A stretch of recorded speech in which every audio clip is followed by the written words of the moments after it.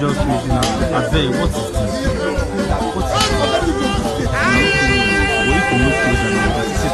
I don't bring no bunga Bishop news story. My name Nanehi. And make a sharply yarn on a son to the website. It just happened.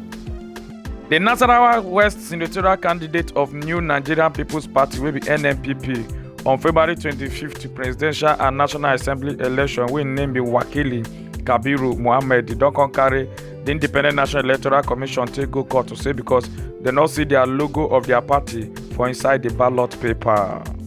The National Drug Law Enforcement Agency will be NDLA don't catch some men will say they carry drugs, computer for inside deep freezer and also gas cylinder and 11.99 kg of heroin and 500 grams of stunts na in they carry. Now for inside Murtala Mohammed International Airport, Ikeja, Lagos, na in they catch there.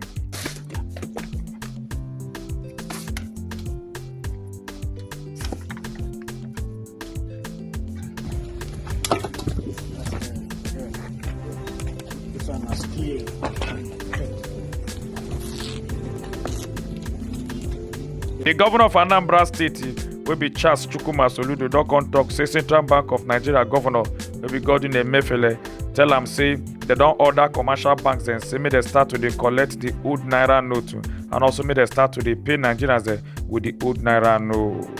One Nigerian man don dey provoke for inside this video after when he see plenty old naira notes they will say they grind come throw away them for ground and even some of them they come put them for inside bag. Meanwhile plenty Nigerians they suffer because of the scarcity of the new naira note. See, they grind money. See, all this one are money, then grind down. See, now money be this. Then grind money, see money. See money, then grind money. See. Yesterday will be Sunday, March 12th. They don't see the Lagos State Governor with Babajide Sanwo-Olu. We go visit the Avesta Church. Come turn usher as in come they greet everybody for the place. Can't even they usher some people that they come outside just because of the governorship election will go happen this Saturday, March 18th, 2023.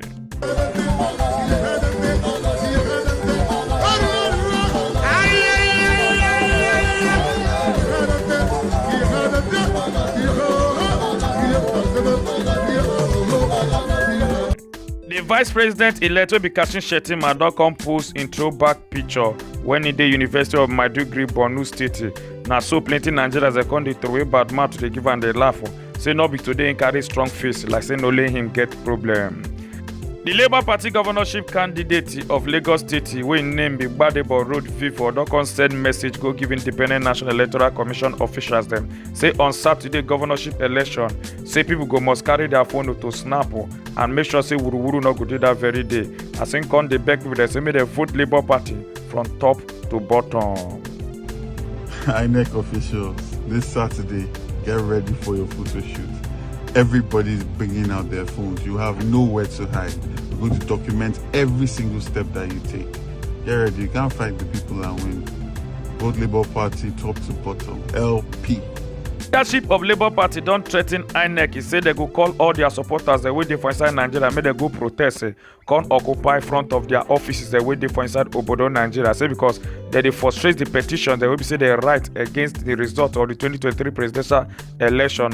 As they come the yarn, they say court don't order them. So may they check all the materials that will be say INEC used to do the election. Say but INEC they frustrate them.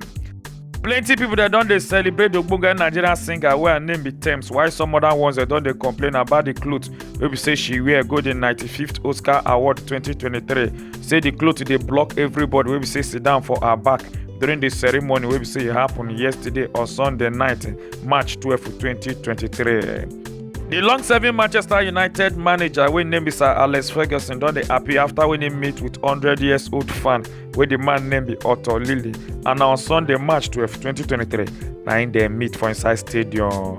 Na BishopNewso'clock, my name na Nehi. Make una enjoy una day.